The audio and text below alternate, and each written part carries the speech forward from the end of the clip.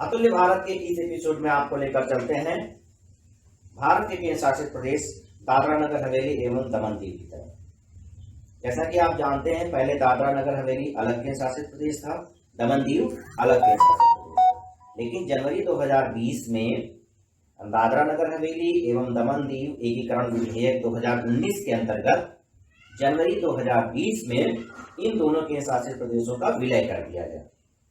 विलय करना भी लाजमी था क्योंकि दादरा में केवल दादरा नगर हवेली में एक जनपद था और दमन दीव में 2 जनपद थे। 3 जनपदों के 2-2 सचिवालय रखना बहुत खर्चीला भी था। दोनों का एकीकरण करने के बाद यहाँ की राजधानी दमन बना दी गई।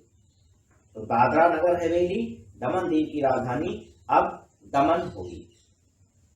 दादरा नगर हवेली दमन दीव केंद्र शासित प्रदेश की स्थिति देखने के लिए आपको मानचित्र का अवलोकन करना होगा। आइए भारत के मानचित्र में दादरा नगर हवेली और दमन दीव का अवलोकन किया जाए। ये मानचित्र तो बहुत छोटा लग रहा है, इसको थोड़ा सा इनलार्ज किया जाए। यहाँ पर आप देख रहे हैं कि महाराष्ट्र और गुजरात के दोनों में दादरा और नगर हवेली आपको दिखाई दे रहा है और किनारे की तरफ दमन दिखाई दे रहा है। खंभात की खाड़ी के उस पार गुजरात की एक भुजा में आपको दीव दिख रहा है।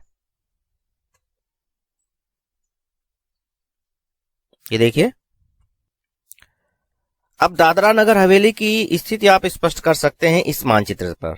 यहां आप देख रहे हैं ऊपर की तरफ दादरा है, बीच में थोड़ा सा गुजरात का हिस्सा है, बाकी दादरा नगर हवेली है, नीचे नगर हवेली है। दादरा ऊपर छोटा सा, नगर हवेली नीचे। जैसा कि मैंने बताया था कि दादरा नगर हवेली और दमन दीव में 3 जनपद हैं। एक जनपद दादरा में और 2 जनपद दमन और दीव में। और यहाँ पर एक प्रशासक की नियुक्ति की गई है। यहाँ से 2 लोकसभा सीटें हैं। छोटे से केंद्र शासित प्रदेश दादरा नगर हवेली और दमन दीव के भारत में विलय की कहानी बहुत ही दिलचस्प और जटिल है। छोटा सा केंद्र शासित प्रदेश बहुत पापड़ बेलने पड़े। हुआ क्या, देश आजाद हुआ, भारत में गणतंत्र की स्थापना हुई। फ्रांसीसी तो देश छोड़कर चले गए, लेकिन पुर्तगाली बहुत जिद्दी थे। वो कह रहे थे कि हम गोवा, दमन दीव और दादरा नहीं छोड़ेंगे।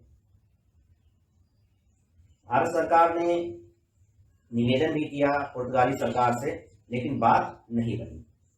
इसी संदर्भ में भारत सरकार ने लिस्बन में, पुर्तगाल की राजधानी लिस्बन में दूतावास की स्थापना भी की।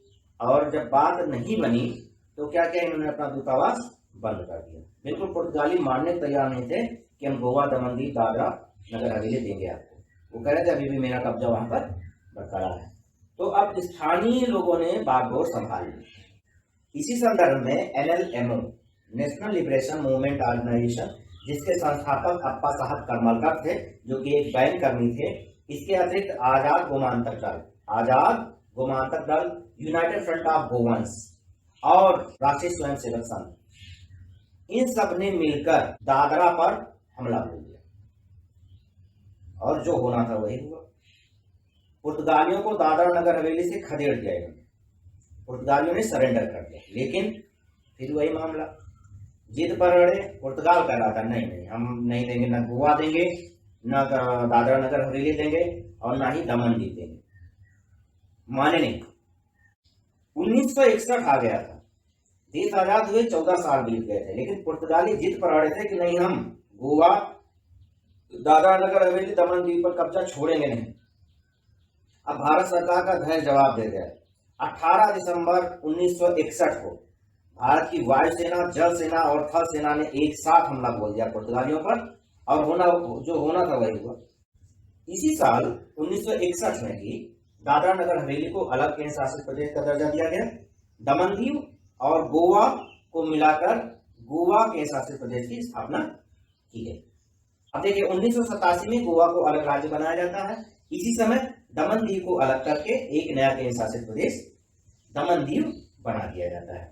उसके बाद 2020 में दमन दीव और दादरा नगर हवेली को प्रशासनिक कारणों से एक केंद्र शासित प्रदेश दादरा नगर हवेली दमन दीव के रूप में स्थापित कर दिया जाता है। पर्यटन की दृष्टि से देखें तो आप दादरा नगर हवेली में कई पुर्तगाली किलों, विभिन्न प्रकार के चर्चों और जैन मंदिरों का अवलोकन कर सकते हैं।